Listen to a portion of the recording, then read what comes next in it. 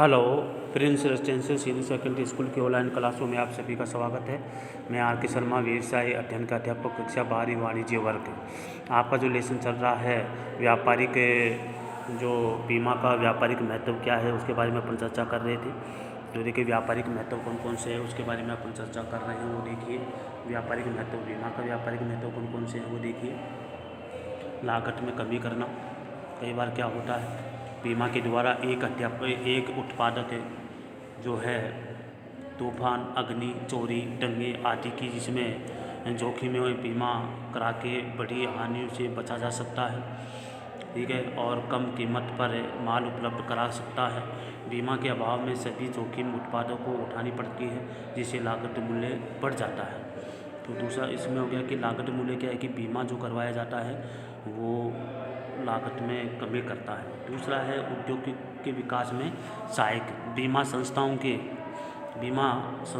देश के ऊर्जा, परिवहन, संचार, सड़क, बांध, पुल आदि के विकास के लिए बड़ी मात्रा में जो है धनराशि उपलब्ध कराता है जिससे देश में उद्योगों के लिए आधारभूत ढांचा विकसित करने में सहायता मिलती है। तो ये भी एक उद्योगों में भी बीमा का बहुत सहायक रूप माना जाता है।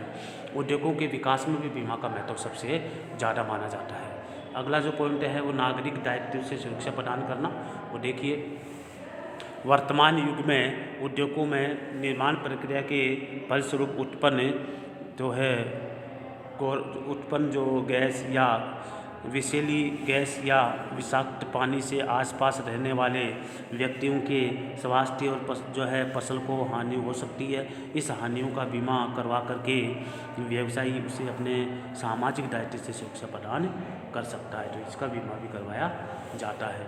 इसके बाद जो आपका जो करवाया गया है वो है लाभों की हानियों से सुरक्षा। लाभों के न होने पर होने वाली सुरक्षा के लिए बीमा कंपनियां बीमा पत्र निर्मित करती हैं।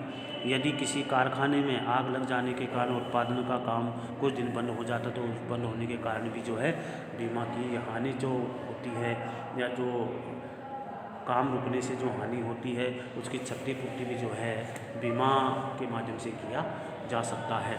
इसलिए बीमा जो है एक महत्वपूर्ण साधन माना जाता है। बीमा से जो है व्यक्ति हर प्रकार की सुविधाएं लेता है। तो देखिए लागत में कमी, सबसे पहला आपको पॉइंट पढ़ाया है मैंने लागत में कमी। तो लागत में कमी की जा सकती है बीमा के माध्यम से। इसके बाद अगर मूल्य, तूफान या अग्नि आदि से अगर कोई हानि हो जाती है तो उसको जो है अग्नि या तूफान या चोरी या डकैती या दंगे आदि से उनकी अगर नुकसान हो जाता है तो उसकी भरपाई जो है बीमा के माध्यम से किया जा सकता है। अगर माल का बीमा करवा रखा है तो उसकी क्षतिपूर्ति आसानी से की जा सकती है, तो लागत में कमी कर सकता है। दूसरा आपको बताया उपयोगिता के विकास में, औद्योगिकरण के विकास में भी सहायक होता है। कई बार क्या होता है सड़क, पुल, बांध आदि विकास के लिए भी बड़ी मात्रा में जो है धन लगाया जाता है। क्यों लगाया जाता है? इसलिए लगाया जाता है ताकि एक देश से दूसरे देश के जो उद्योग हैं, एक राज्य से दूसरे राज्य में जो उद्योग हैं वो अच्छी तरह से पनप सके और उद्योगों का विकास हो सके। अगला इसमें आपको बताया गया नागरिक दायित्व से सुरक्षा की जा सकती है। ये मान लो कि कोई फैक्ट्री में अगर केमिकल में आग लग जाती है, गैस रिसाव हो जाता है तो कई लोगों को नुकसान होता है।